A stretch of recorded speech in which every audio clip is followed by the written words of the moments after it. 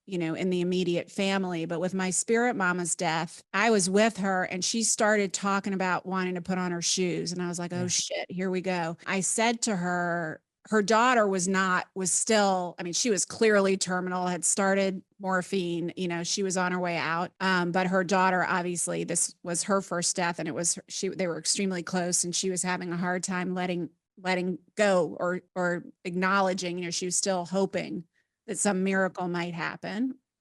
Which I didn't not, I wasn't unsupportive of that. But when I said to Sasa, which is what I called her, are you ready to go? Are you ready to let go? Are you ready to go to God? Which is how she would describe it. And she said, yes, I'm ready. And then I just somehow knew that because of our prior conversations and how worried she was about her daughter, that she wasn't going, I mean, obviously she'd eventually have to let go, but that she wasn't going to easefully let go unless her daughter told her. Like, I just somehow got that message that she needed to hear from her daughter. Like, I could tell her till I was blue in the face, it was okay to go, which I do think, I'm curious what you think, but I have found in all of these cases, my little N of 4, that it really makes a difference to say to them, everyone's going to be okay. You can go.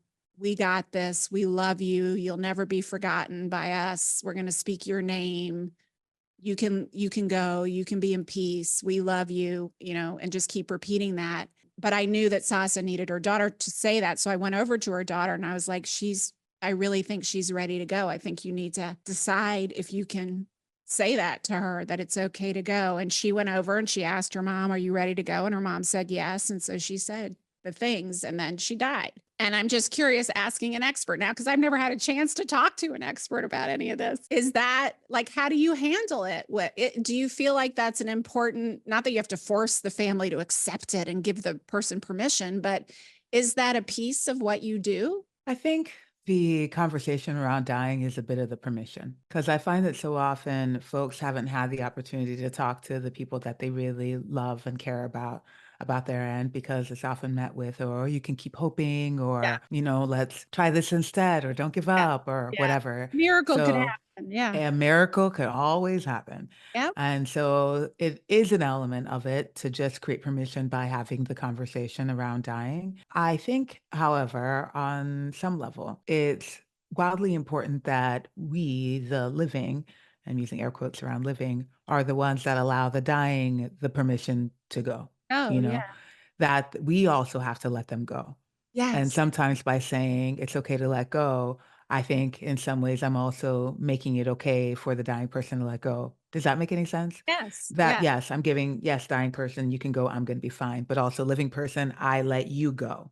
I Yes. have to Both. let you go. Yeah, both things It's are our evident. unwillingness to be with it and unwillingness to let go. Yeah, that's even more what I'm speaking to, Yeah, that okay. they need to know that we, the living, are going to be okay. Yes, absolutely. That And we have to let them go there's this by there's this ourselves.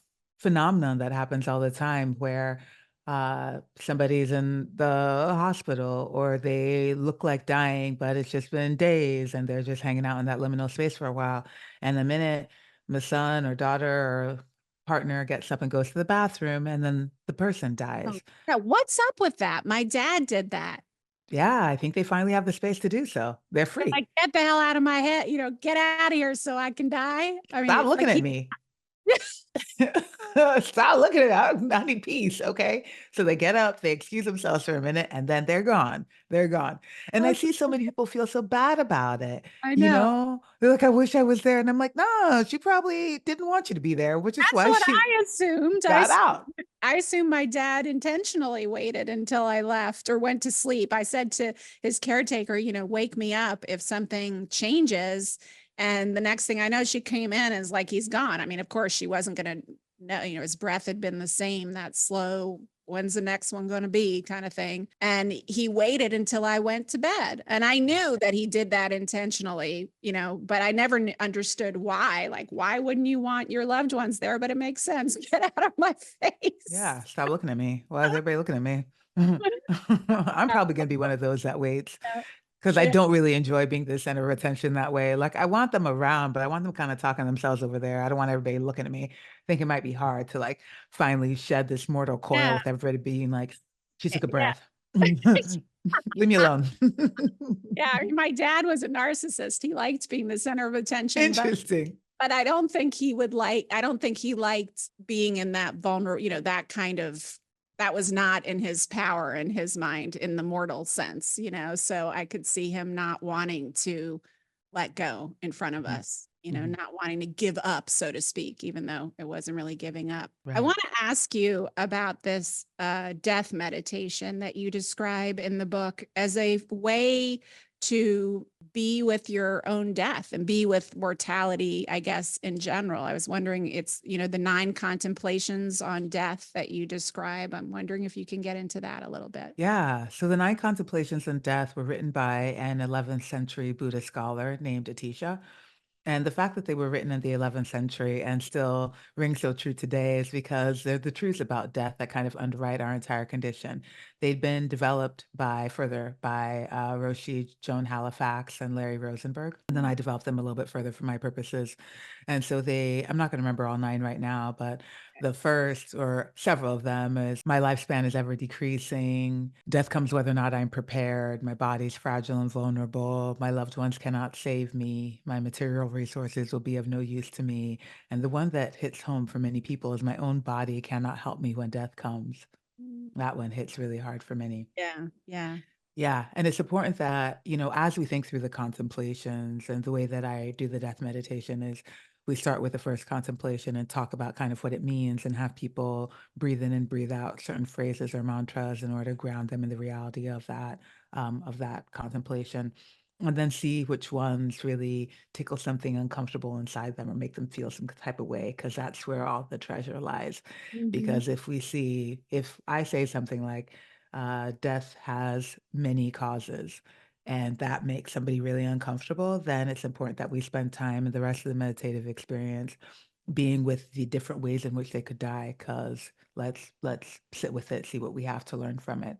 It's a Yeah. really useful experience, I think, for many people. It sounded to me like, and I'm curious if there's a place and a way that we could direct people to experience it, maybe Yeah. even audio, you can let us know, but it's like a very gentle, systematic desensitization, like where you are scared of something, but this takes you through the process of really being with it Yeah. and getting accustomed to it and wrapping your consciousness around it in a way where maybe by the end, I guess the intention is to take away some of the fearful, anxious unwillingness to be with it charge around the concept of your own death, which I'm sure prevents many people from doing the things they need to do to prepare for their own death. Yeah, and also prevents people from properly, fully living their lives as well, because they've never taken the time to learn from what their fear of death is trying to tell them about themselves and about their lives. I think of it similar, like a bit of an exposure therapy, but also in the way what I notice is that people seem so much brighter afterward. They seem so much softer, so much gentler than before, because death can be really anxiety provoking for many people. But then when we're able to be with it and somebody's clearly saying, your organs are shutting down, but you are safe, I Yeah. think that allows you some space to be like, okay, maybe it might be okay after all. Let's find out. Yeah. Yeah. It's We very have, cool. You have we them on your website or where can people find if they want to try it? What's the great. best way to try it? It's called Grace and Dying. It's available under the courses tab of our website, but it's a 9-part meditation series, and we suggest that you do them 9 days in a row based on the 9 contemplations of dying to see what comes up, what's tickling, what's uncomfortable, but also plenty of space to sit with it, talk through it, journal through it, etc. Yeah, I'm going to explore that. Yeah, that sounds really cool. So what is for someone who has a loved one who is terminal or dying or, in the process or just, maybe has a loved one who's ill and and they're starting to think about that person, letting go of that person. What for the person who's dying and those of us who love that person, what guidance can you give? You're not, if you're not a death doula and you're just your average Joe or Jane, what do you recommend? What are the things that we can do to support our loved ones who are in the dying process? Well, there are several different answers and places to go, but I'll start with the practical because Yeah. I find that for some people, it's much, much easier to talk about how to prepare their things and get their ducks in a row. But I find that almost always talking about the practical leads to the rest of the stuff. So let's start there. Wildly important to get clear on who's going to make your decisions for you in the event that you can't. So Yeah. the person that's going to be your medical decision maker or your healthcare proxy, and then have the conversation with them about your desires for life support and the kind of care and treatment you want to receive at the end of your life. Additionally, the types of things that make you comfortable, like soft lighting, and by all means, do not play any yoga music at my bedside. I'm gonna sit up and rip the thing out of the wall, you know. Get clear on the things that bring you comfort, the things that you might want, identifying your most ideal circumstances to surrender into that deep, deep, deep, great surrender.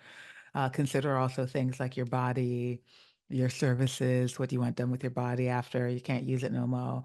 Do you want a burial, cremation? Do you want to be turned into a diamond, a rock, a record? Like there, a firework. There's so many options. Just even talking about cremation, let alone a burial, green burial, aquamation, natural organic reduction. There's so many options. Who So talking knew about there what were so many options? I didn't know. so many options. And when we don't spend any time talking about them, we leave the decisions to the people that we love that are in the midst of their own profound grief around your death. It's doubly cruel.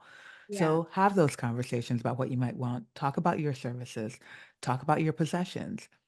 Yeah, we understand that you should get a will or things of the sort that deal with the big money or the big ticket items. And I get that in wills often they'll say and all other earthly possessions, but be clear on what you want with your collection of like elephants. You know, I have all these elephants around. What are they supposed to do with them after I die? Well, you can donate them or you can get rid of them or you can take them. Just any direction whatsoever is helpful. Also, dependents or pets, disabled adult dependents, who's going to care for them afterward? What should the person who takes care of them know about this dependent of yours? And with pets, remembering that the person that you give the authority to may have the right to euthanize your pet. Thinking also about any important biographical information or data, like where's your birth certificate? You know, where's your social security card? Where do you have accounts open? Do you have any retirement accounts? Do you have passports for multiple countries? Just do your What best are to like, what are the passwords? Where's your porn collection? And should you yes. dispose of it now? Where are the toys? Where are the toys? Who do you want to know that you have that many toys? Like, you know, get clear on that stuff beforehand so that you don't give other people the surprise of their lives after your death also. I can imagine I found quite a stash of cannabis in my dad's house. That was interesting. Was it a surprise? Well, I mean, I knew what was a surprise is that he had put it in tin foil in a series of plastic bags in the tank of his toilet. That was what the surprise was. Wow. Yeah, I was like, dude. And the funniest part is the only reason I knew that is because he had shown my oldest son who was like 23 or something at the time when he had gone down to see him. He said, "Come here, look at this," and shows him his stash of medicinal cannabis. But yeah, I can imagine that there would be, and so that's, I think that's can't be overstated, the importance of taking care of your own business, even the stuff that you think, because Lord knows anything can happen anytime. The next minute isn't guaranteed for any of us. So even if you don't have an illness or whatever else, and you're young and healthy, like we were saying earlier, if you're old enough to have a driver's license, I think it's really valuable and really beautiful. I think it can be to, if you're willing to kind of not only think about the logistics, but the things you were saying about the music and like I remember reading and you were sharing some of your death plan in the book and how you're going to you want to hang all your jewelry on trees and on branches and just have people come and, your loved ones and friends come and pick out what they like and like pick it which was such a beautiful image. Wouldn't that be nice? That would be so nice. Yeah, And so, I would really, really like that. yeah.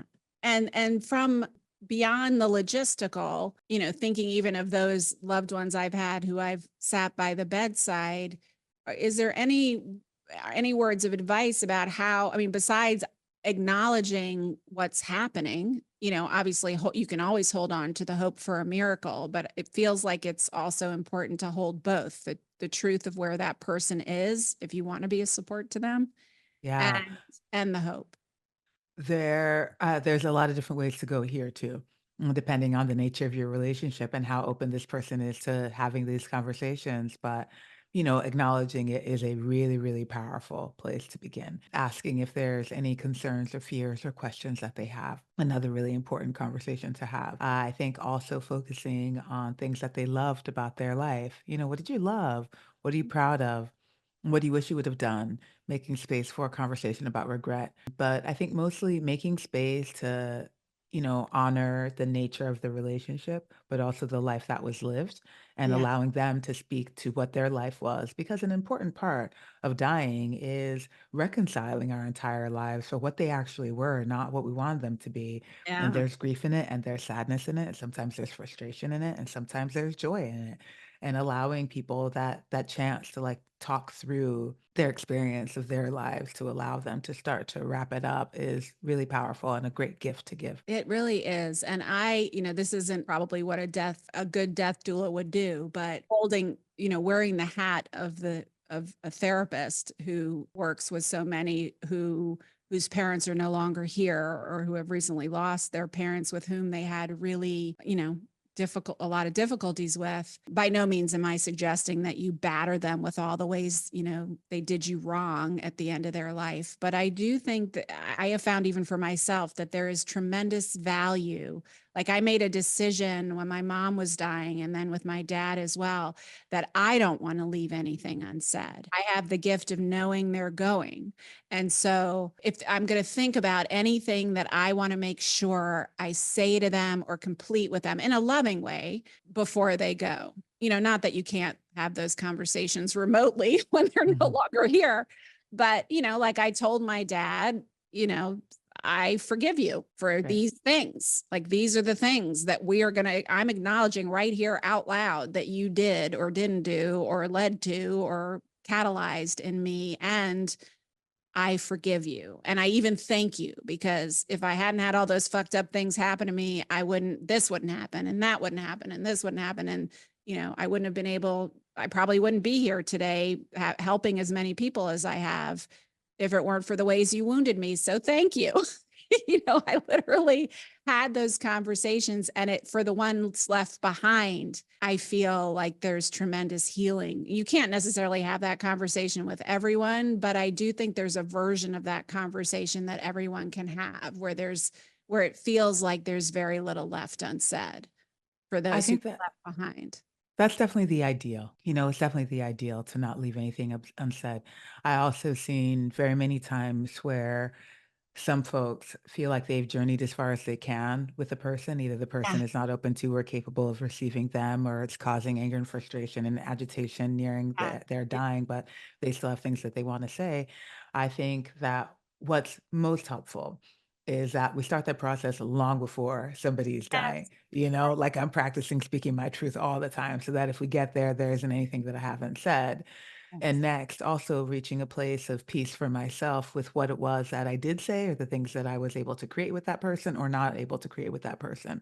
So that when the time comes, I am at peace regardless of what was said or not said. You see what I mean? Yeah, absolutely. Yeah. And just from your perspective, I'm just curious about you in particular. What is it that you think? Because a lot, just the way you were describing your different cases, and I think you even spoke to it directly. This idea of like being so conscious and careful not to project your own shit onto anyone, and like, no matter how they showed up and what was coming up for them, like the theme is always just like, you do you, and immediately meeting them. Like, you seem to be able to so seamlessly meet each person where they are, regardless of where it may resonate or not with you. And, I do that as a therapist, but I had to have the crap desensitized out of me, in training to get to that place. And I just was really struck by how seamlessly you do that. And maybe it's because you've lived such an international life as a child,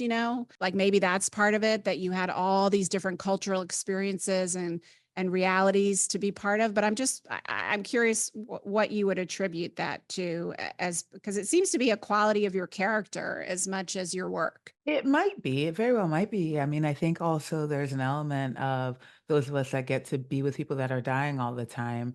where we grow our capacity for compassion. Yeah. Because in order to honor somebody in their dying, I'm honoring exactly who they were in their life.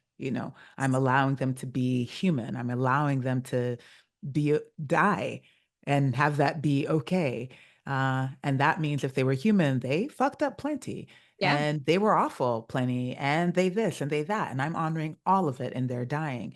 So if I'm able to do that adequately in their dying, then I don't see why I shouldn't be able to do it also when people are living. Yeah. If I'm able to do it while we're living, I don't see why any of the systems that keep us disconnected from one another can still exist.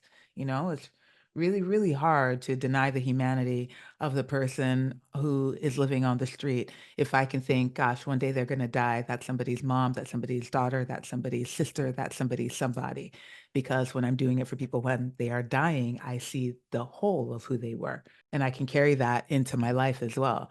And don't get me wrong, I don't want to sugarcoat it because occasionally, sometimes I'm in line at CVS and the cashier is taking too long and I just don't have it. But you know what I mean? Sometimes road rage also happens. But for the most part, if I can remember like that compassion to allow people to just be human, to not have to be superhuman, to be fallible and to be really messy and to make mistakes and to be right about their mistakes sometimes, wrong and strong. If I can allow them just to be human, well, I actually think that that could be the most transformative way to be in the world. Like, I think it could break down all the systems, but I'm a I dreamer. agree. I Okay. agree with you. You're Okay. preaching, and I think it's such a beautiful gift, and it's it's kind of a circle. Does it come from being with those who are dying, or does it come from they feed each other? But it's really true, and death is the great transformer. I totally see that and have experienced that. I wrote down, I guess it's a few sentences, so like a paragraph, but I just want to read it because it resonated so deeply with me. This is from your book. Without our deaths, none of it would matter. There would be no context for what we do. When we live in relationship to our mortality, it adds direction to our actions, truth to our words, rapture to our experience, authenticity to our being, and maybe pounds to our hips. We can make choices that resonate with the core of our being, free from society expectations and the judgments of others. So beautiful. And really like the truth of, and maybe, what I was talking about earlier with that impossible loss of my son, like, yes, yes, yes, yes, yes to every one of those. And I guess that's was my way of being with my own death, because like you said, I did die when he died, a part of me. And I also really fully on every cell level understood that no moment is guaranteed. The next moment is not guaranteed. So I could die in 5 minutes myself. So no time for bullshit. There's something unbelievably glorious about that. I think so too. And also something really glorious about being able to sink into just the basic experience of being human, Yeah. which being able to do that effortlessly and be in awe of it is an utter privilege. And like all privileges, I will want to exercise it in the direction of good. Yeah. And so I'm gonna be with like, wow, I'm human. I'm human. Yeah. We're human. We get to be here. What Yeah. a gift. What Yeah. an And that unbelievable means gift. we also get to die. Yes, we do. And I thought we could end, you don't have to go into the whole thing because it's such a beautiful, I think it was in the epilogue, not in the final chapter, where we talked about the jewelry, but where you describe what you want to experience at your own death. Because I think it's such a gorgeous and creative model of what the rest of us might create for ourselves. Sure. You mean the glitter wave mostly? Yeah. Yeah. Yeah, yeah. Tell me about Okay. the glitter wave. Gladly. Okay. So just backing up a little bit into my dying. Again, I have no idea if this is the way it's going to go unless I choose it, unless I choose it, and let's see what happens. But ideally, and I think about it this way because of thinking about it, getting to imagine my death does bring me some calm after a lot of practice. Yeah. So I'm at my dying and hopefully I'm on a deck outside and nobody's looking at me. They're not looking at No me. one's looking for your Don't next. look at me. Don't look at me. but they are together and they're chatting amongst themselves, and there's a big thing happening in their lives, right? I am dying, and I am not trying to center myself in their experience, but I kind of see how it goes. They love me, they're there, it's going to be a big deal. I want to hear running water. I want to smell some Nag Champa incense. I want to have a blanket on me. I don't want to wear a bra. I want to, no bra. Socks on my feet for sure, because I want them to be warm. I want to die with my affairs totally in order. I want to die and surrender. And when the people around me notice that I'm not breathing anymore, I want them to clap because I died really, really well. I want them to clap with the the beauty of the life that I lived and also the grace with which I eventually let it go. And just as they're clapping, I am starting to feel all of the human sensations that I felt in my body, all just starting to gather up in my body again. Like I'm feeling what it tastes like to bite into a delicious, perfect cherry, or look at my partner in the eyeballs, or like when he gives me a little kiss and I feel shivers in the place that he kissed me, or like the warmth of sheets when they first come out of the dryer. Or all the little experiences in life that I've really enjoyed. And I'm feeling them all in my body. And just where I can't take it anymore, I explode into confetti glitter that goes everywhere. And I see all the experiences that I had as my life as pieces of glitter falling slowly, and they will gather in larger concentration around the people who loved me because they will remember the things about me, like my love of brass and copper jewelry, and the fact that I can't remember lyrics to any song. I get them all wrong. They will remember those things, but the other little things about me, maybe my book touched somebody at some point, maybe something like that will stick with them, and the rest will just be enveloped back into a big glitter wave that goes on for all of eternity in every direction I can see. And maybe the afterlife is just riding an eternal glitter wave. That would be great for me. Yeah, that would be Biodegradable glitter, of course, biodegradable that glitter. gotta be biodegradable. Although in the 5th dimension or 12th dimension or wherever it is we go, it doesn't really matter. Utterly irrelevant, but it's pretty is the point. Yeah, It's very, that's very the main pretty. point. Yeah. And all the little pieces of your impact. You know, you mentioned at some point in the book, there was this scene that you were describing where you were reading Anita Morjani's book. She's a dear friend of mine, and I just adore, I mean, her story, Dying to Be Me, is just so gorgeous. You said it jumped off the shelf at you, which I think is Actually, cool. Yeah. actually. But one of the things she described in that book is, you know, she had the near death experience and came back, was that, and it reminds me of this, of your glitter vision in a different way, is that she said, you know, once again, trying to put the impossible to describe into words. The metaphor she gave was she saw this huge, glorious, brilliantly, impossibly beautiful tapestry, and she could see her thread flowing through the tapestry, being part of the picture. All the other threads it was intertwining with, touching just for an instant, rolling with for miles, you know, like all the different ways her unique thread wove through this humongous infinite tapestry. That was the image I just thought of that as you were describing the glitter wave, because it's the same thing. It's like all those pieces of glitter are all those infinitesimal, teeny, and humongous moments of touching the people around us and the human experience. And just really, really beautiful. Thank I you. love it. Thank Thank you. you I so love much. it too. It brings me peace, and so I stick with it. Amen. May we all get as comfortable and free as a result of our own impending death as you are. You're a beautiful, inspiring model to me, and I know so many others. Testimony, you're a best-selling book. Obviously, there are many, many, many people who want to hear this message right now, and I'm so grateful for what a beautiful messenger you are. Thank you. Thank you. You. Thank you for your work in your world, in the world, and your willingness to show up in the way that you are. And we're going to put your Going with Grace, your website, and all your socials in the show notes. Is there anything else you want to share where people can find you, or anything else you think is important that we know? Website is a great place to find out any information about death doula trainings or retreats or opportunities to engage with your mortality or places to learn or just to expand the idea of your death and how to care for people through it. Website is a great place to be. All right. Perfect. Thank you. Thank you. Thank you for Thank you. joining us. Thanks for listening and crying out loud with me. If something you heard today helped or made you feel less alone, please follow, share, and review.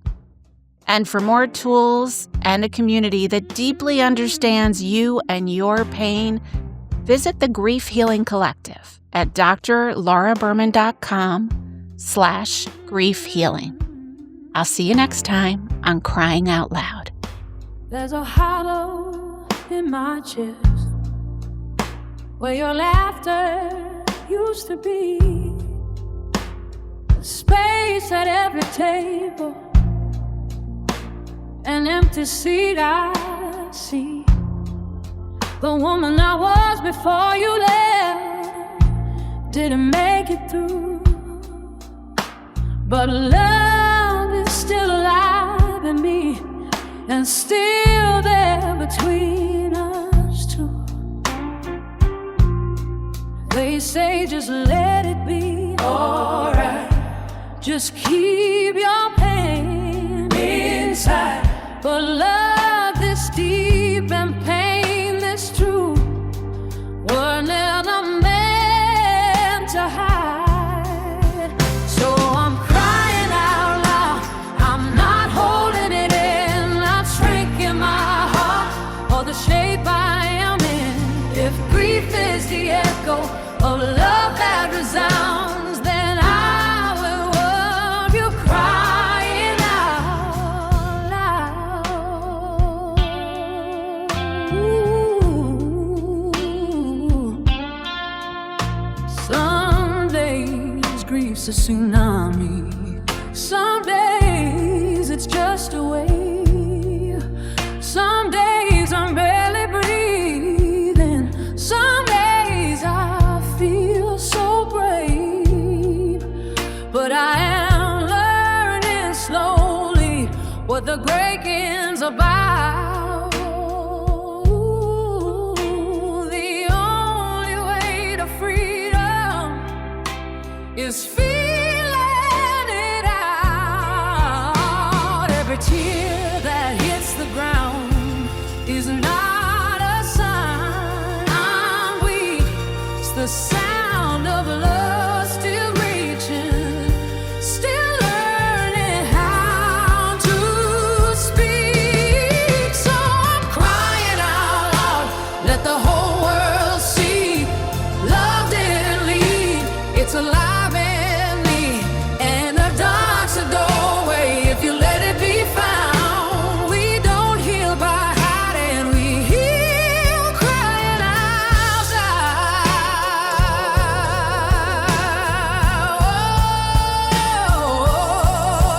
What if the ache is holy?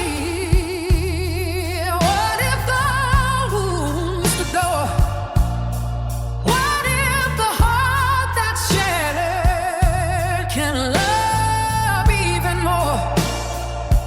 I'm softer in the tender places, fiercer where I stand.